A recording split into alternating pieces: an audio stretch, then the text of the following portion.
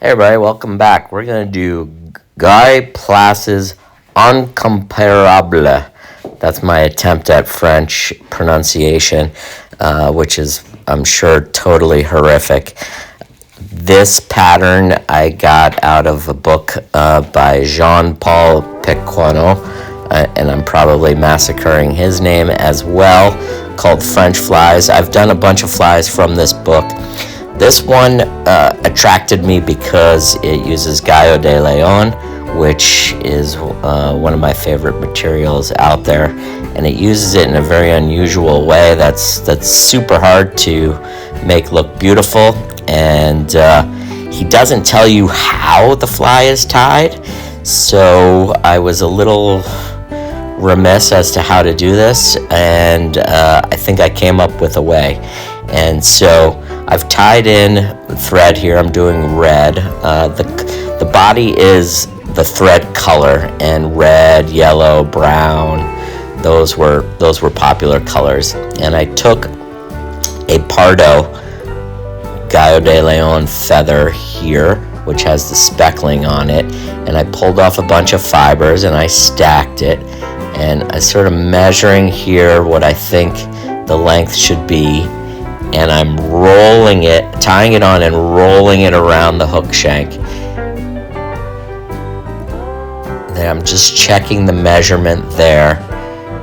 If you roll it around the hook shank well, and you can use, ended up using thread tension. I tried to roll it with my finger, that didn't work so well, and I used thread tension. But if you do it well, you can't really see the eye, so you have to kind of keep peeking and wrap your thread forward so that you're about an eye length or eye length and a half from the eye, and then go back. And I trimmed it off, tried to trim it off so that there's a taper, and I'm trying to keep this body level. The tail is a gray, and so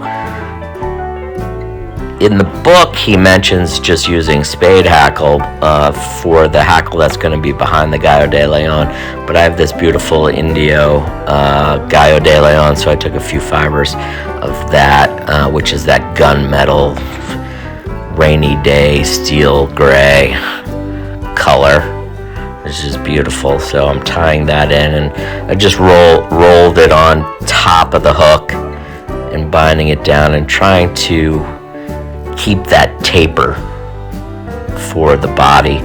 And I'm using a thread here, it might be UTC, that can be flat, and I'm keeping it flat and trying to get this body shape. And of course the tying off points and the various materials and the thickness have created some odd bumps here that you can see, and so I'm trying to do my best to balance that out and level it out and create a taper. So I'm constantly looking at that and flattening the thread and trying to get the thread in the right places to balance that.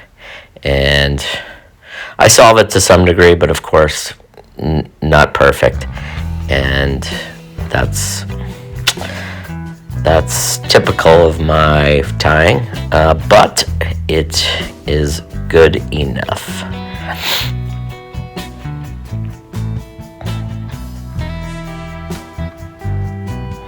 So now behind the Gallo de Leon, you're going to tie in a rooster hackle. Here I'm using a light tan dun or a light dun, and you're going to have it so that the presentation side, the shiny side, the nice side, is facing towards the tail, so that when we flip up the Gallo de Leon to make a false hackle, we're going to have beautiful side facing out on both sides, and you have a tight amount of space here to do this. So what I did was that Tom Flagler kind of clipping of the rooster hackle near the end, so that you leave a little bit of fiber, so it's something for the thread to grip on, because the tie-in point is very small.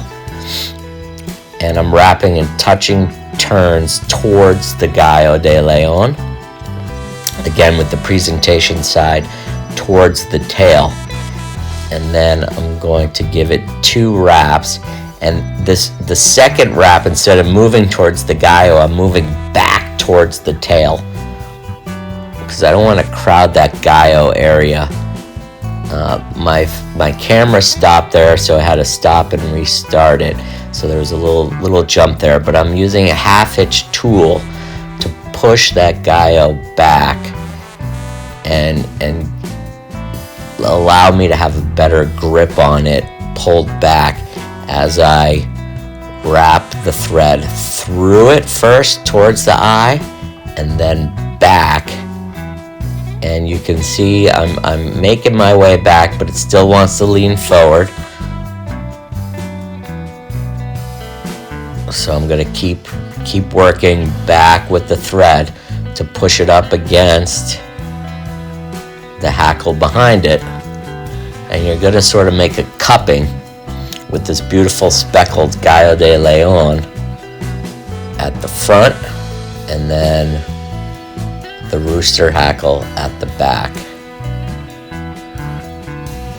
And my hands have pushed everything towards the rear, and I'm going to keep it that way for now because it's going to help me have a little bit more clearance here to do the whip finish. I'm just checking everything out before I decide to tie off, and back to front whip finish.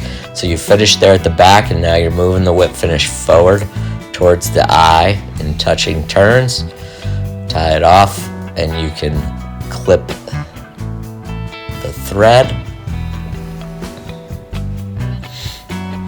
Now, while everything's still pushed back, and I'm just getting some of those, there's always an annoying fiber, just push that back. I'm gonna put some head cement there, and I just use I actually use Sally Hansen that I've diluted a little bit in this case, and applying with a bodkin here, just to get a little bit to soak into that thread, get it all the way around.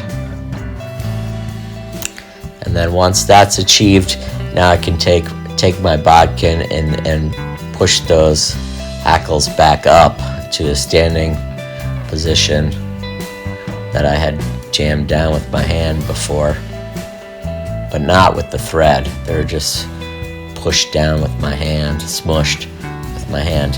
So here you can see the front and how that speckled Gallo is that Pardo Gallo is all around. Here's a 360 of the fly. Here's one I did with silk and like a brownish color, brownish tan golden color. You can see the Gallo all the way around. Thank you so much. Take care. Bye.